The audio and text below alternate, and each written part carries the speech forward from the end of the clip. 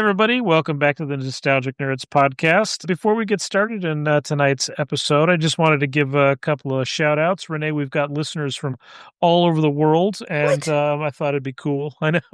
I thought they would be entirely located in our own homes. Like, hey, Renee, we got 4 people at my house listening. How about yours? Like, I thought that's how it was going to go.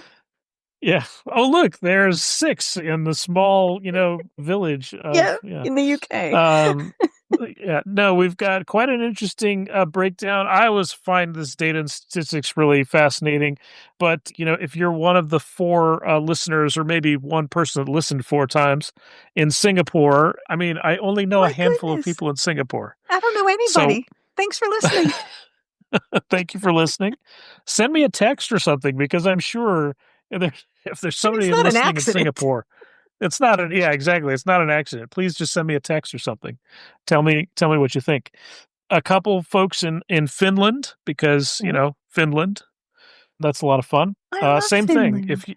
If you know me and you're in Finland, please just send me a text.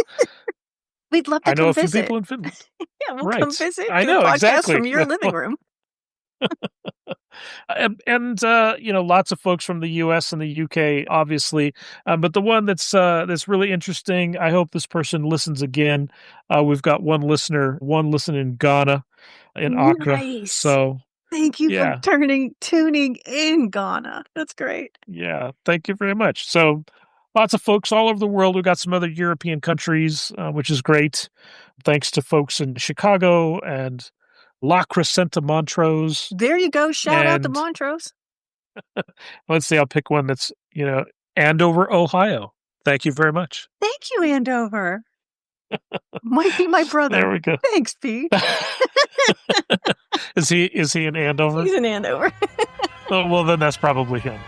I should have picked a different one. That's okay. Thank you, PJ.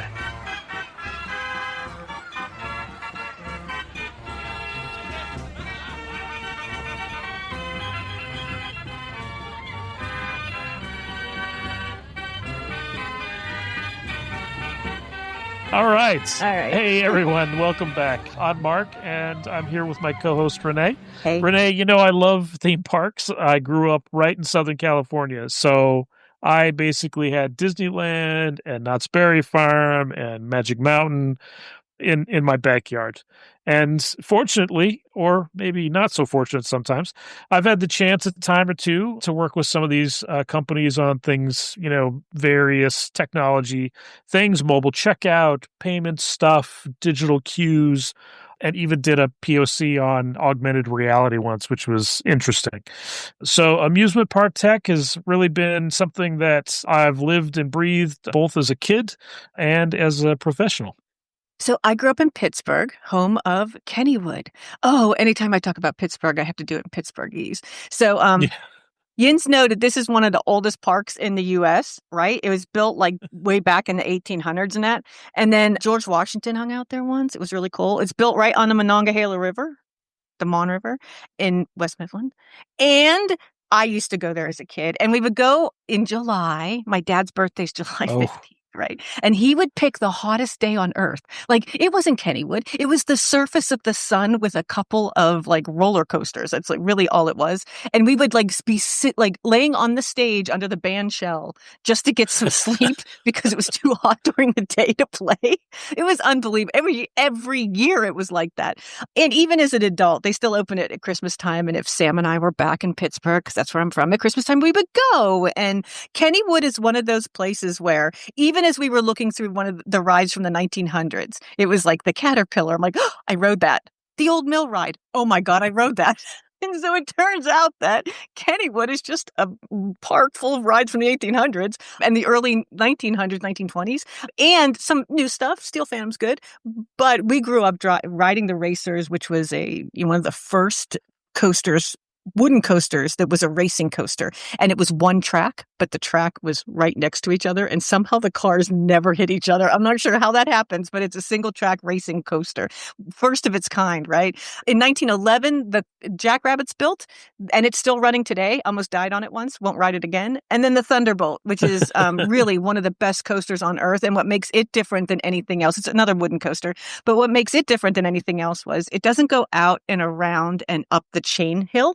It actually goes out of the station and plummets into a ravine.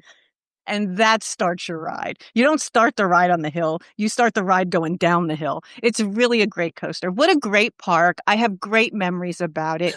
And I'm a fan of amusement parks. I've been with you to amusement parks. I We've know. done that together. We've A done lot, that many actually. times. So, yeah, I'm excited to talk about this. Yeah, cool. Well, you have to come out and we'll do the Disney Paris park because that's a lot of fun. Oh, nice. Okay. Yeah, Bonjour. it's really pretty.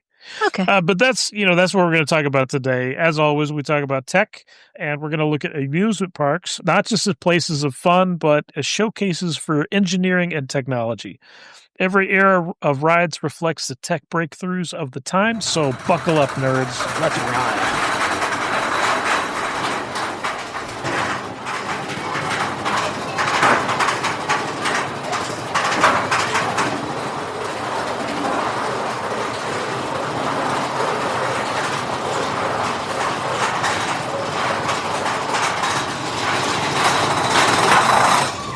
All right. So we can roll back to the 1800s, and Renee gave us a good summary of Kennywood. But even before that, we had amusement parks popping up in different places in the 1800s. Now, amusement parks, as we know them kind of now, close but not quite, but you would sort of be able to recognize them. They started up in the 1800s with pleasure gardens and simple mechanical rides, carousels and things like that, small track rides and things. Now Tivoli Gardens, which is probably one of the most famous from this era, opened in Copenhagen in 1843, and it mixed gardens, music, rides, all together in one place. Now, I was able to visit Tivoli once, although I was traveling almost weekly to Copenhagen a few years back, and I would stay right across the street. And it was really pretty at night; it would be all lit up and stuff. It was I've really stayed nice. at that hotel right across the street Oh, from Tivoli really? Gardens. Yeah, in Copenhagen. I've stayed there. Yeah.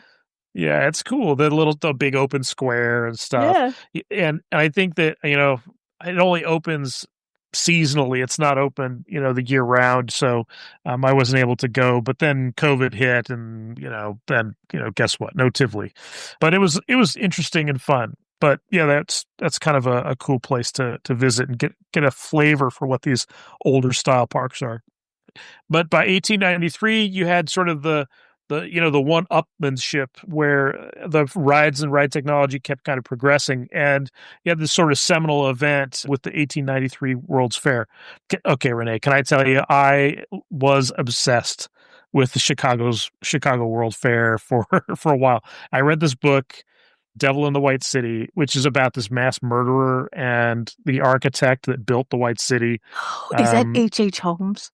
yeah, yeah, Yeah, yeah. yeah, yeah. Okay, go ahead. Okay, so it's a great book if you want to read it, but it was a really fascinating look because in the beginning it's talking about the 1893 World's Fair and Wrigley and its involvement, and I think his name was Burns. He was the architect. He was the architect for the Flatiron Building in New York, so very famous architect at the time.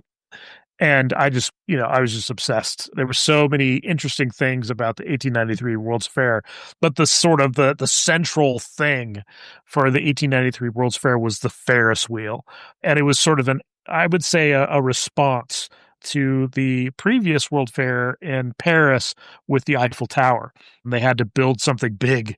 And so the Ferris wheel at the Chicago World's Fair was 264 feet tall.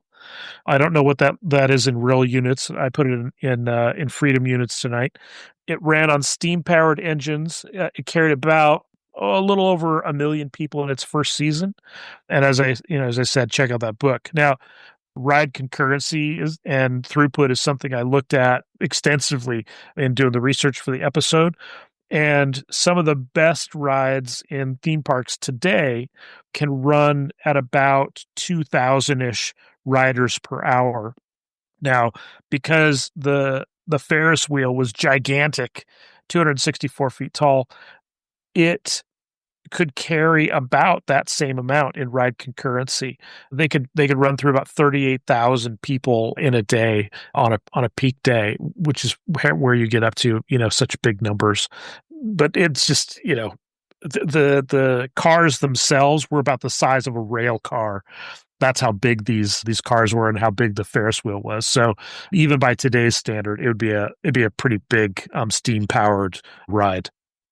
Okay, here's a couple things about that. So if you look at what we were doing with rides in the 1800s, really they were a reflection of the Industrial Revolution, right? So we were building a transcontinental railroad. We were making sure like everything was about rail. In the city of Pittsburgh, literally everything was about rail. We had Yeah. trolleys everywhere. We didn't have buses. We had trolleys. They were everywhere. We were very much a trolley city, still is, but very much a trolley city, right? So we would take these existing technologies, the steam engine, the trellis, the railroad ties, all of that, and then bring it into the amusement park and turn it into something that was different, right? Like it goes faster. There's less guarding stuff around you. It feels more dangerous. It's way more fun. That train ride is one thing, but that scenic railroad with that bench that goes up and down the hills at like 16 miles an hour, that's a completely different game. And it was probably a lot of fun. I mean, this is the Industrial Revolution, Mark. I mean, this is literally, there's 1,000 ways to die. But none of them were happening in the amusement park back then. It's actually as unsafe and crazy as it was. A steeplechase, stupid wooden horses that like gallop. And all you're doing is hanging on to the reins, the mane, or the person sitting in front of you. And if your slips and your dresses like were too slippery and you fell off, your date watched you as you just languished there, like trying to get up, right? But nobody cared. They would ride them anyway, right? Because that was the least Right. dangerous thing in their life. I think that's what it's about. And when you just think about the Eiffel Tower for a minute. Just think about that for a minute and what it looks like. Yeah. Put it in your head. And then say, I bet if you took that all apart, put it in a pile, and then said, I'm going to build a ride out of it. Like, think of it as like Legos, like take it all apart, lay it down, put it all back together and make it a ride. Of course it would be the Ferris wheel. It's the exact same stuff, just rearranged into something way more fun. Welcome to the Industrial Revolution and entertainment. That's what I'll say about that. I think, that steam powered, it was operating on 2,000, so two separate motors, each at 1,000 horsepower each. Those are big. So 1,000 yeah, horsepower that's each. Those are big. 1,000 That's horsepower the steam. Titanic. Were they shoving coal into it? Like, how is that thing still running? Do we know? Oh, we didn't do enough research. Oh no, it's gone. That thing is Yeah. long gone. But yeah, it's a couple of things about it. 36 passenger cars. They called them gondolas. They were each about 24 feet long. They could seat about 40 people and What? hold up to 60 when they're standing. Yeah, 60 people in a single car. Total concurrent capacity was about 2,160 or so passengers per full rotation. Now, because it's a Ferris wheel, right? You load. This is what I think is really fascinating. Maybe we'll get to this. Is the way that the ride cycling works and throughput. And I think about it in sort of batch or large batch, small batch throughput kinds of thinking, because I'm always thinking about that sort of stuff. A typical cycle was about 20 minutes total. So when you got on, with 40 other people on or 60 other people, somewhere in there on each car, it would take about 20 minutes to rotate all around. And you think about the landscape of Chicago at the time, it wasn't what it is today. And so 264 feet up is quite a view in Chicago. And it was right on the lake. Took about 2 revolutions to load and unload. It stopped about 6 times to let passengers on and off. And it would do 2 to 3 continuous revolutions for the actual ride. So it would go around, load, Mm. load again on a second revolution, and then it would go around for 2 to 3 times. So depending on, crowd management, as I said, about 38,000 passengers a day. And now the most efficient rides that we have, in theme parks today do a similar throughput, about 2,000 riders per hour. And they were doing that in 1893, which is kind of cool. Sheer mechanical redundancy, big giant axles, big giant braking systems, didn't have any kind of braking or blocking logic, just really heavy duty mechanical control and manual oversight. So these were like as I said, this is you go in 1890, you have the Eiffel Tower, and then 3 years later, you have this massive park, this ride, a similar scale and size and scope, and it's just engineering feat with all the gears, pulleys, counterweights, You know what? and Thank that God for systems. the engineers that wanted to have a good I know. time, right? Like, thank God they exist. Thank you, engineers who live to have a good time. I appreciate you. Yeah. Yeah, I think that's it's really saying something, right? The level of integration that you would have, and I have friends in defense, and you look at the types of systems integration work that they do, right? For one project, you might have 30, 40, or 50 different systems integrators, all pulling stuff together, and that's kind of what you're looking at, right? You're looking at this, these motors, these steam powered engines. They existed. It's not exactly off the shelf, right? But 2,000 horsepower steam engines, they buy these. Okay, what are we going to do with them? Oh, we're going to connect them to axles. Oh, now I've got to connect it to these giant pulleys. Oh, I've got to have these counterweight systems. Oh, I've got these railroad cars that I'm going to attach to this big giant circle system. It's just, it's really crazy. But that's how we do it, right? We pull lots of different pieces off the shelf and put it together into a new platform. They were exceptionally good at that, I think, back in the 1800s, like as you were thinking about it. But then I think about Kennywood was born around the same time as trolleys, transportation infrastructure, right? And the reason why, and a lot of railroads did it. It wasn't just the railroads in Pittsburgh. A lot of railroads did it, but you would have a rail line that would just end. And in Pittsburgh in 1890, whatever, it ended in West Mifflin. And so they decided, Mr. Kenny decided, oh, well, I have a bunch of people here. Let's just give them something to do. And they put in some rides, right? And there was a swing. There was the whips. Those were there for a while. It was an old mill ride for a while because those were easy. It was just a lagoon with a boat.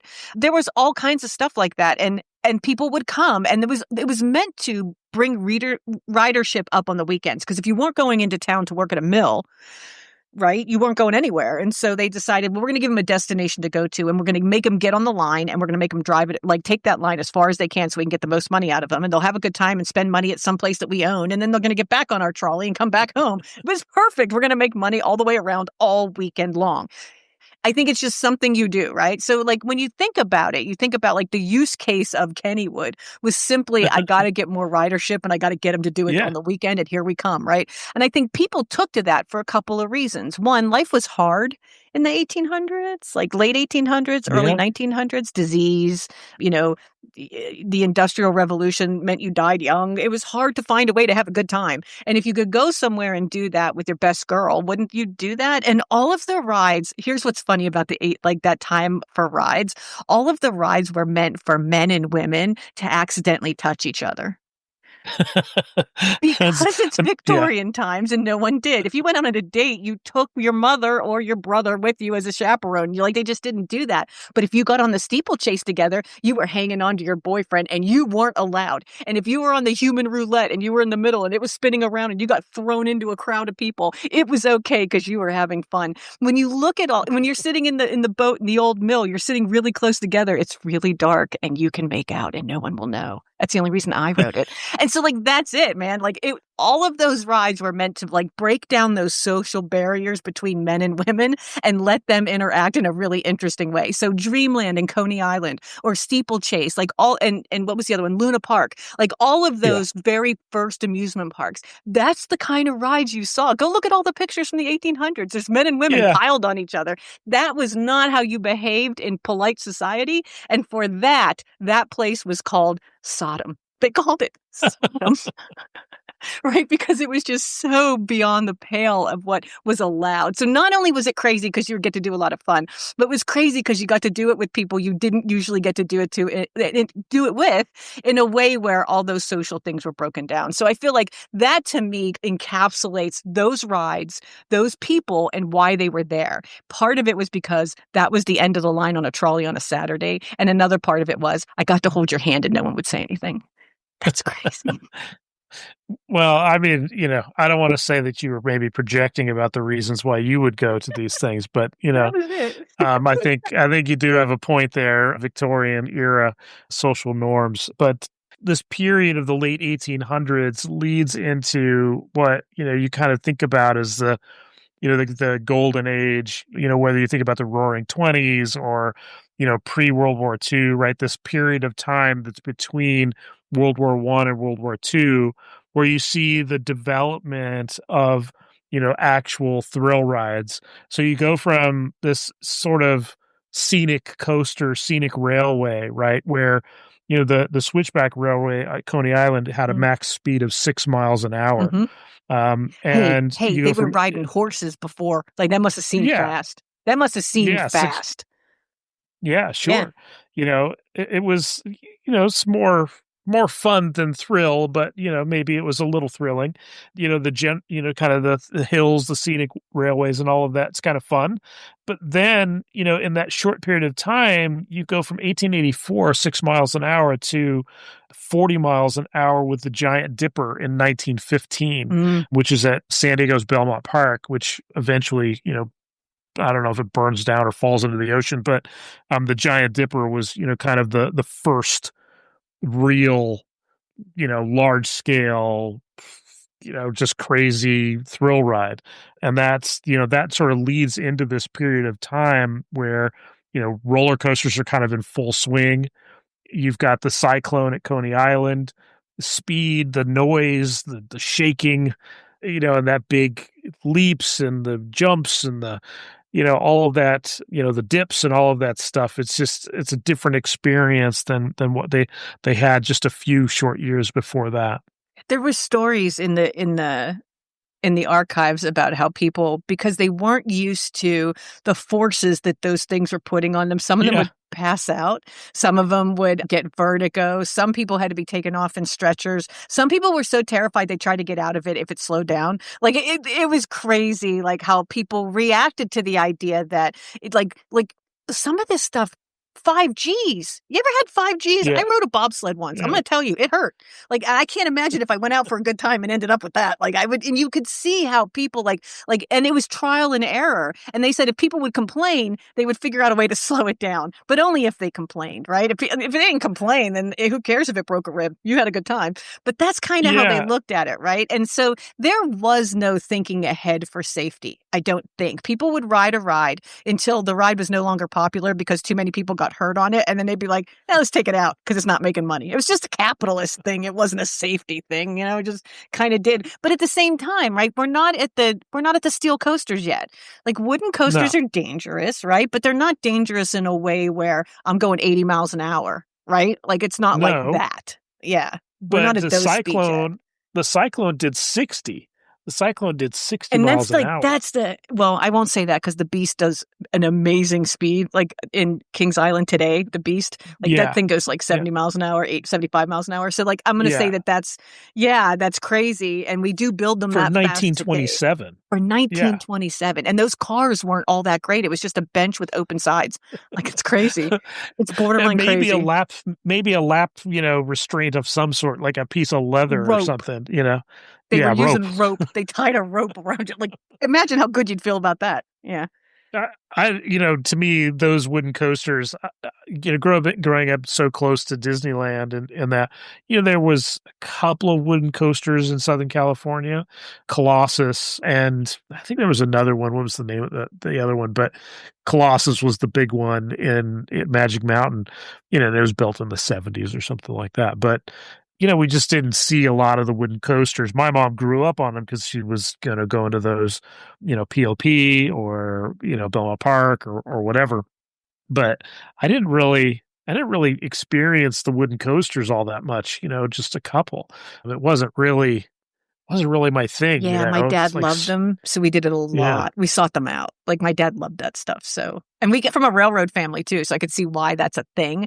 Like we yeah, all love those. Like I said to Sam, I'm like, I don't think long and hard about a bucket list, but I've thought long and hard about this. When I retire, I'm getting an RV, and for a year, I'm driving the top 50 coasters in the country. Not only the wooden ones. I'm not doing loops or only anything the like that. wooden Only ones. the wooden Yeah. ones, right? Because that's my favorite part of a park, a wooden coaster. Like, Uh, I would go anywhere for that. I love it. I love it. I love the yeah. noise. I love the smell. I love the sound. It takes me right back to my childhood. I've been riding the Thunderbolt for 40 years. Like, I just want to go, like, of course, I would love that. That's my thing. So what's your favorite ride? So as you're a kid and you're doing all that stuff, what was your favorite ride growing up? I think, well, I have a soft spot for the Disney dark rides, and I think Peter Pan is my favorite. It's not very thrilling. It's not very exciting. And it's like being in Um, Pirates of the Caribbean. Mm-mm. yeah, you just go kind of watch it and goes floating around and all of that. And we're lucky enough to have an implementation of Peter Pan in the Paris Disney. So when we go, we ride that. But from a tech perspective, it's interesting because the Disney dark rides, the fairy tale style dark rides at least, ride concurrency is pretty low. Even though they can run a lot of cars through them because the cars are small and the tracks are Yeah. short. And then the number of riders through in an hour is low, not just because of ride concurrency, but also because the load and unload system is not continuous and there's single load and unload zone. So it's not like some of the other systems where you can have two tracks, two cars, one's loading while one's departing and running and that sort of thing. So yeah, I have a soft spot for Peter Pan, even though, it's always a long line, let's say. Yeah, so for me it's the Racer at Kennywood Park. That's my favorite uh, coaster of all time. It's the tracks are so close together that, you can lean out with your arm out and slap the person's hand in the other car. And that's something we used to do as kids. Like, you'd ride past and everybody would oh, slap hands going past. And it's still one of my most favorite memories. But I think as an adult, I would say I was I'm a huge fan of National Lampoon's Vacation, the very first one, right? oh, And right. and they go to Magic Mountain, but they're supposed to be at Wally World. Wally World is Wally Magic World. Mountain, and when they're on the big white roller coaster with all the cops at the very end where they're doing the credits, it's Colossus, right? Like, Right. that's what Yeah, that's they're on. Colossus. And I Yeah. thought, okay, I'm gonna go and I'm gonna ride Colossus because I am such a fan. Only we went on Halloween and the cars were on the Oh, track backwards. And so I backwards. still don't know what it's like. I still don't know. All I ever saw Yeah. was track because I was backwards. I never saw the Yeah. front of the track. I only saw what was behind me. So I still don't know what Yeah. that's like. It was a gnarly ride backwards, though. I still don't know what it was like, but I'm glad I got to do it because they took it down. And Mark, they're closing the park. Oh, are they really? Yeah, 2028, it's Oh. done. Magic Oh, Mountain will be no wow. more. Wally World's gone. Wally Oh, World. that's too bad. I I know, mean, right? Magic Mountain, like in the sort of the tiered structure of theme parks in Southern California, it sort of depended upon your age range and interest, right? Because if you were, a snarky teenager, you would go to Magic Mountain because they had the best steel coasters. Mm. And if you wanted, a cheaper experience, a less expensive, I should say, you would go to Knott's Berry Farm because it had, kind of a mix and the ticket price was lower than Disneyland. But if you wanted to, be more, let's say, more date friendly, then you would go to Disneyland, right? Mm. And, because it was, cutesy and, kind of more, I don't know, It's just sort the, of the romantic for the overall right vibe. people. Right. Yeah. Yeah. And then Universal Studios was never really, it was, Universal Studios in Hollywood started in 1964, and it was really just sort of a backlot thing, until they actually did the shows and the rides and things like that. So it wasn't, when I was a kid, it wasn't really that big of a deal. So it was definitely down on the list. I'm going to say, like, it didn't even feel like it was on the map until they did City Walk, which was all the stuff Yeah, outside of Universal Studios, yeah, because then yeah, you had a yeah, reason to be there if you weren't going to the yeah. park. Yeah.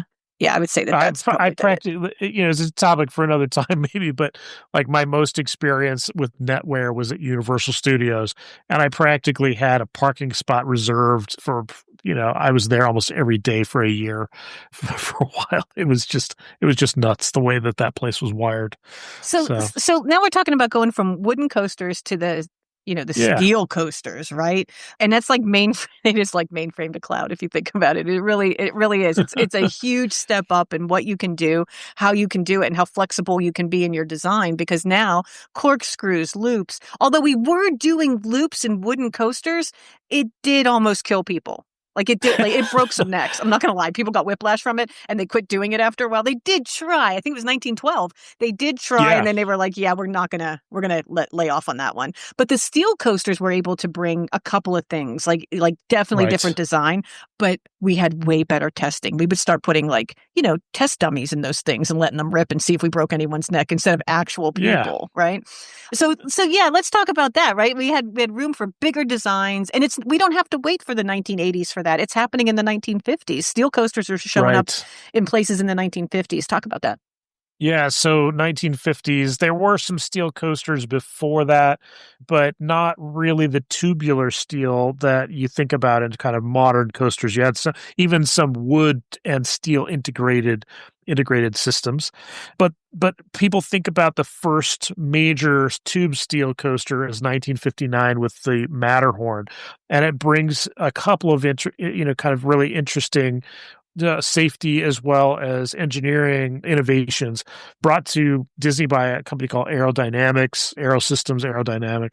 and which Disney wanted a portion of and ended up buying part of that, but that's a different story. But it brought also a computerized block system. So if you've ever ridden the Matterhorns, and you know what, I got to tell you, Renee, I don't, I just don't like the last time I was at Disneyland in California. I'm not sure I rode the Matterhorn because from 1959 to whatever it was when I last rode it, it went from tubular steel, which is usually associated with kind of a smooth ride and banked turns and kind of the different types of speed and maneuvers it can make, and that thing is rickety and like jerky and I was it going to say, shakes a lot. I was going to say, I thought, if you've ever ridden a bobsled on ice, it's exactly the same. well, maybe that's the feel that they're going for, but man, my head always hurts after riding that stupid bobsled. But it is fun. Two tracks on the original Matterhorn, and they kind of go from different sides, different ride loading areas. They go up inside the big incline is at the beginning, and they go up inside the mountain and then come down on two separate tracks. And I think what's really kind of cool about that system was this new computerized block system. So the track itself was designed in blocks, so sections, and there's two independent tracks, and the blocking system or these different sectional systems, there'd be sensors to tell the computer when it was safe to let a new train go, because there were multiple cars on the tracks at any one time. And that I love the ride systems. It's a big kind of memory for me watching the operators. They sit there, and there's the control panel, and there's the metal buttons, and there's the big flashy red button and the green button, and they light up and everything, and and they would blink, and that would tell the operator to do something, and they'd hit that. And I thought, oh, that's cool. A I wish 9-year-old I me could thought, push a big red button once in a while. exactly. Just boom, to launch the system, right? And but that's all fed through a series of sensors and things, which were originally done through 1959 technology, but it would allow more cars through the system at any one time because of this blocking system. It was basically a way to keep the trains from colliding, and it's acid compliance for roller coasters. If you know What's what that? acid compliance No, is. what's acid compliance? What's that? It's an acronym. It's ACID. What's it stand for? Yeah. So it's like database systems, making sure two people don't override each other's work. Uh, So atomicity, consistency, isolation, and durability. So it's like, making sure that your database system, the transaction happens at the right time. The transaction happens because it's a consistent way. Only that person is operating on it. And when, that piece of whatever it is that goes into that block, it's going to stay there correctly. So it's the same sort of concept, but this time in a computerized system, all so the way back to 1959. yeah, so Disneyland invented database locks, only with more screaming. Yeah, and right. injuries. And yeah, right. Yeah, the head injuries. And yeah, exactly. And resilience matters, right, in this system, because if one of these block systems fails, the ride has to fail safe, right? We use that word fail safe probably a lot in tech, right? But we don't like that term comes from, rail systems and transportation systems, and that when something fails, it has to fail safe so that the worst outcome, is stopping the train, not smashing it and breaking people as well as trains. And that's really the same principle that underpins everything, every ride today. Yeah. My favorite park on earth, Kennywood. It's still in Conneaut Lake Park, if it's still open. I don't know. It's been a long time. But usually when a ride was so old, it was time for it to go somewhere else because Kennywood needed to make room for a new ride. They would send it to its sister place, which was Conneaut Lake Park. And Conneaut had a kiddie land that was really good. Storybook Forward Oh Forest, yeah.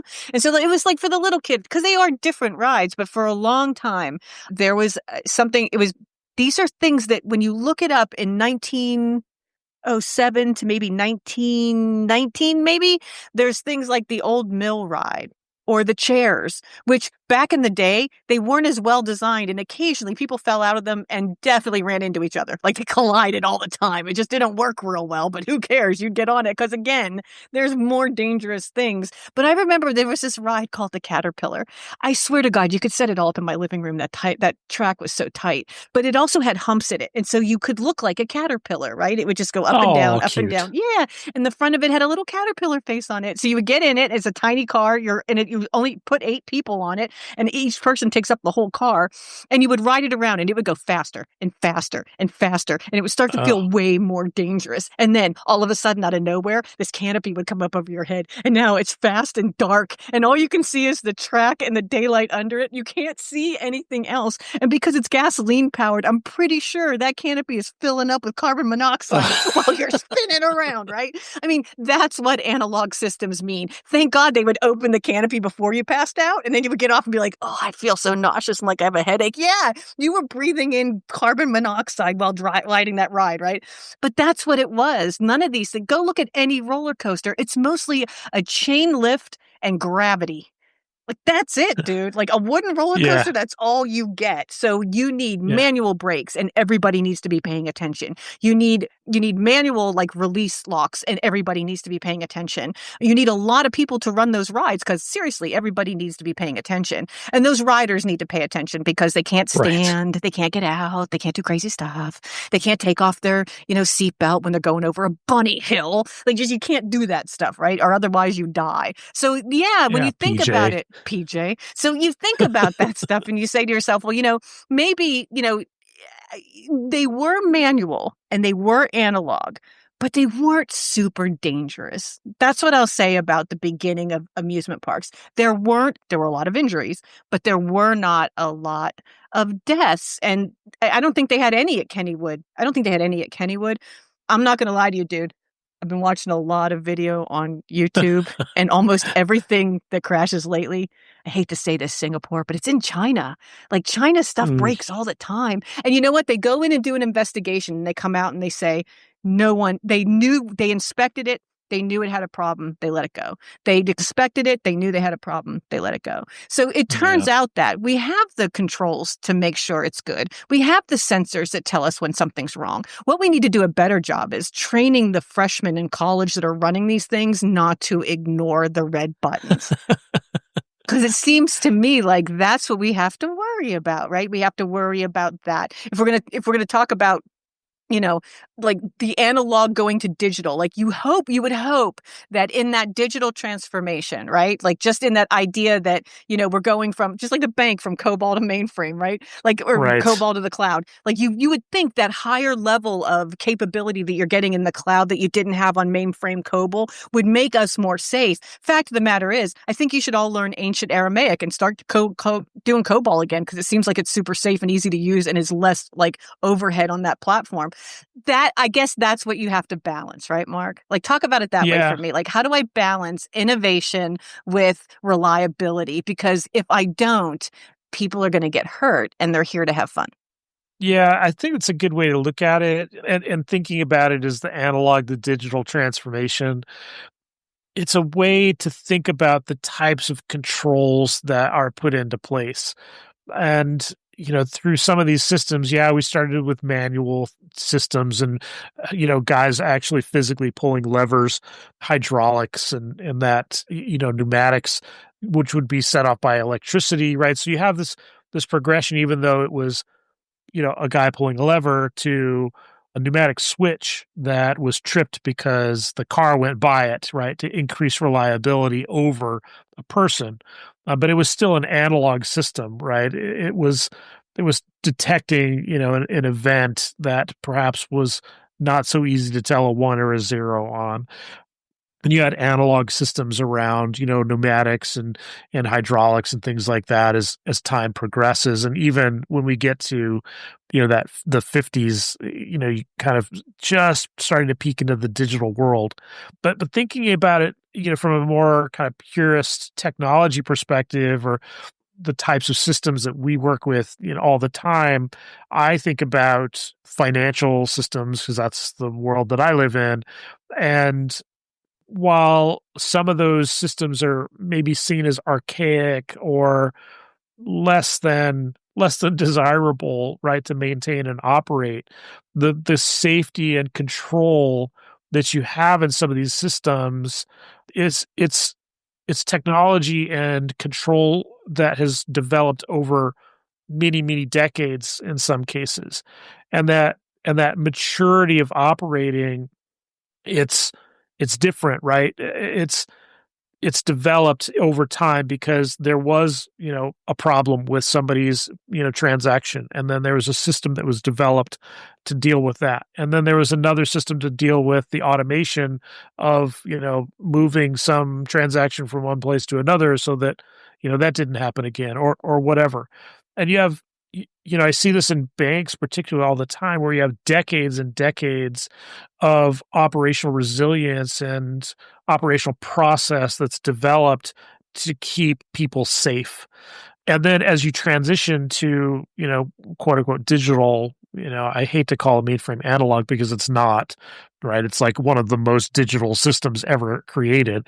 But, you know, my mobile application operates in a different way, right? The theory of operation is different for a mobile application than it is for a nightly Yeah. clearing and settlement batch system. And that's Yeah. okay, right? It's okay that it's different, but that operational maturity, the risk, understanding around those differences is not mature because we haven't been doing that for, the same amount of time. And the technology is rapidly evolving. And so the understanding of the level of maturity that you have to get to is is not quite there.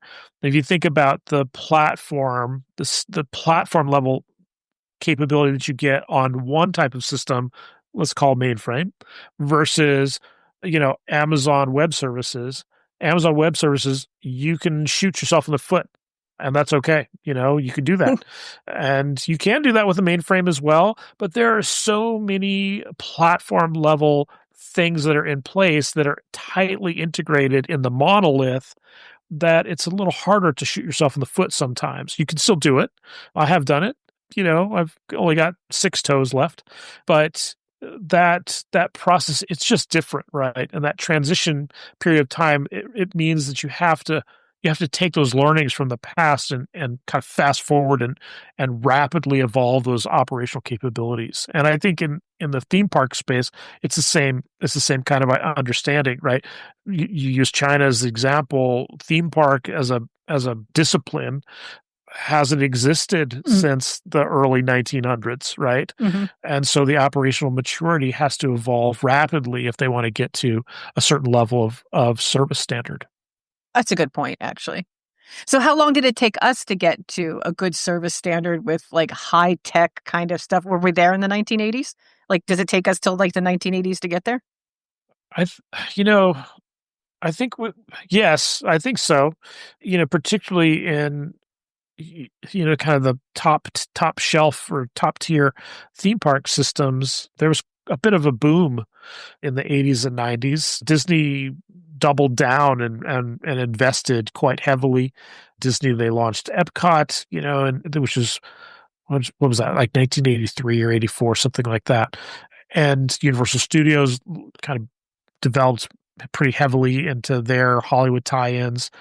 Six Flags became a more national chain, but that leap was more in the control systems. Whether we could talk about the robots, the animatronics, and that safety systems, all of those sorts of things really developed pretty rapidly from the 60s up to the 80s, and then all of a sudden you're into distributed systems. You're out of the analog era and right into the kind of the modern era of distributed systems, distributed computing, and it touches every single aspect of a theme park. So let's talk about let's talk about robots. Because I know you're a fan. You're a fan of the animatronic thing. I just think it's all hokey and weird and dumb, and I hate the Hall of Presidents. I don't even go. Like, there's just like I don't. And in all fairness, I didn't grow up with that stuff. Kennywood. The only place it was in Kennywood was the Haunted Mill ride, and again, it was dark, and you went there with your boyfriend, and you didn't care, right? You were not there for that, and so like it didn't matter. But like we didn't have that stuff, so like I wasn't. But anytime I would go to any other park and they would have it, I would just be like Knott's Berry Farm and the Jug Band. Like I just don't care. Chuck E. Cheese, Right. don't care. Showtime Pizza, still don't care. Just don't care.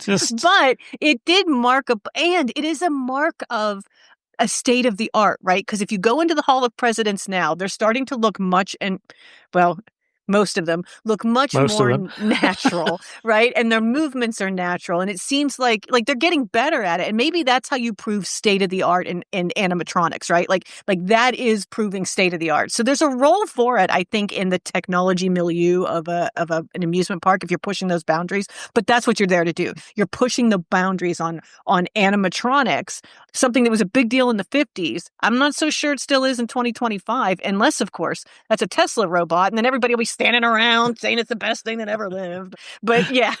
So talk to me about that, because you have an opinion about it. Well, I do love the robots, and I think it was sort of a separator, in the market between one type of park, which was, like a Knott's Berry Farm or a Kennywood, which is frankly kind of Americana. Yeah, right? Definitely. And I think it's totally fine. There's a place for that. To On the other side, which was highly themed places like a Universal. I just remember that stupid Jaws, coming out of the water and trying to bite I don't mind that. I don't mind the Jaws thing. I also don't mind the earthquake thing at Universal either. That's pretty all right. I'm okay with that. Right. And then, other intellectual property sorts of themes with Disney. And coming up into the 60s, you have things like Disney's Tiki Room and the Pirates of the Caribbean ride and other pieces, whether it was Haunted Mansion or other things, that the theme almost supplants the thrill, right? So you have a huge development in roller coasters and thrill rides of all different sorts, and spinny rides and dipping and flipping and corkscrews and whatever. But then you have this development into robotics and animation, but it's still kind of jerky, right? And it's still in that analog phase. So we were transitioning to digital, right, in the late 50s, early 60s, and then up into the 70s. But these animatronic systems were still kind of in the back era, right? They were not quite ready for the next stage. And I love these systems. Like, I've actually gotten to see some of the old school recording plates and the rigs and the cam systems and all of that for these. They're really fascinating. Basically, just to kind of go off to the side here for a second, if I needed to control a bird in the Enchanted Tiki Room, that bird might have 5, 6, 7 different major, maybe even more than that, movement variables: eyes, beak, neck, wings. It would sort of duck forward, move backwards, that sort of thing. Maybe flap its wings a little bit. They weren't super animated, but they were just enough. And these puppets would be controlled by a puppeteer, and that the movements of the puppeteer are then recorded, and they were recorded on these like cam systems, almost these aluminum plates, and then they would be that recording would then be played back. And these recordings, that's why it's called audio animatronics, because there's an audio component to it. These tones would then signal a control system. The control system would then, signal a movement, and then, these tone systems could be recorded and played back multiple times. So Which is wait, quite interesting. a tone would tell it what to do, just like your phone. Like your phone needs the Yeah. tone to tell it what that number is so it could translate it to the switch so that it knows what to connect you to. So it's the exact same thing, right? Yeah, kind of. Kind of. There, yes. I mean, for simplicity's sake, yeah, that's the best way to think about it. It's, thinking about ones and zeros. Well, before we had ones and zeros, we had waves, Yeah, right? yeah. And the waveform would be a tone, and the tone would say, do this. And these cam systems, there was a mechanical aspect as well to the tone system. So, but So anyways, the thing that was really cool for me is just seeing some of the film and the footage, archival footage of the way that the puppeteers would act and behave to try to get the most fluid movements for these robotic systems. so it was like the record player era. This is like the vinyl era of animatronics. Yeah, yeah. Now we could go way back, because this type of technology has actually not the audio and the, let's say, recording on these platters and playback systems, but the gears and system and the repeatability of these movements. This has actually existed for hundreds of years, and there's a whole sort of subclass of mechanical, puppets and robots, if you want to call them robots. Like, there was one called oh gosh, what was it? Some duck thing. But the duck, essentially, it would quack and, flap its wings, do different things. It would eat food, and then the food would come out the other end. you know, and there Like was a the mechanical worst Barbie boy. doll ever. It eats Yeah, food, yeah, exactly. goes out the other end. Yeah, there's a famous, like a boy, I think, or a man, and it would write, and it would just write the same thing over, and I think you could write 40 different characters, so messages in about 40 character length, and you could pre-program that. That was early. That was hundreds of years ago. So there's this idea of the automaton robots, right? It goes back quite a ways. And Disney and the Imagineering teams really revolutionized that. But yeah, that was sort of the record player era, building on previous generations. It's very, I don't know. I like it. It's cool. I know It's you do. really And neat. so so the real revolution comes when you were introduced in the 80s, right? Like isn't that the real revolution for digital Yeah. control systems, right? Yeah, absolutely. And everybody's favorite musical interface, was it MIDI, musical interface digital instrument, or Yeah. musical instrument digital Digital interface, interface. Yeah. whatever. But MIDI becomes this standard that you can use to program movements and sync that with digital system control systems and get music and audio and, pirates waving their arms around and singing bears and clucking chickens and all sorts of all sorts of things. And I think that, like, because I'm a big, fan of the Disney parks, I remember watching all of those, shows. You sit in the little thing and it moves around, and the chickens and the birds, they sing. And what was that one called? America Sings. And my wife loves Country Bear Jamboree, which you can still see in Japan, by the way. So definitely go check that out. But there's almost like like a cutting point where you have this previous era of puppets and audio animatronics. And then there's this Indiana Jones ride. The Indiana Jones ride, the control numbers just it's an exponential increase. And so the smoothness, the number of movements, the capabilities of these robots increase so that they're much more lifelike. There's still quite an uncanny valley, but when the thing talks, from a speaker in its mouth, the mouth moves. Mm. It can blink. It can take its hat off. It can put its hat on. The presidents in the Hall of Presidents can stand up, right? They can sit down. They can wave their arms around. I got to tell you, every time I went to Disneyland when I was a kid, we would watch Great Moments with Mr. Lincoln. That was the last thing we would watch as we were walking out the park. Because it was nice. It was quiet. Yeah, Nobody it's was in air there. conditioned. Right. Yeah, exactly. You're tired. You're like, okay. But, Mr. Lincoln standing up and delivering his speech, it's like, this is a big thing. Hey nerds, Mark here. Just a quick note, because this session was so long, we decided to break it up into multiple episodes. I'm stopping this one here after our discussion of robotic developments, and we'll pick up with complexity and how that impacts tech choices before we start talking about what we see as the future of theme park tech. I hope you enjoy these theme park episodes because we really enjoyed all the nostalgia of being a kid in these environments. Thanks for listening. Please like and share and give us a review on your favorite podcast app. We really enjoyed doing all the research and looking back at how we got here. Thanks.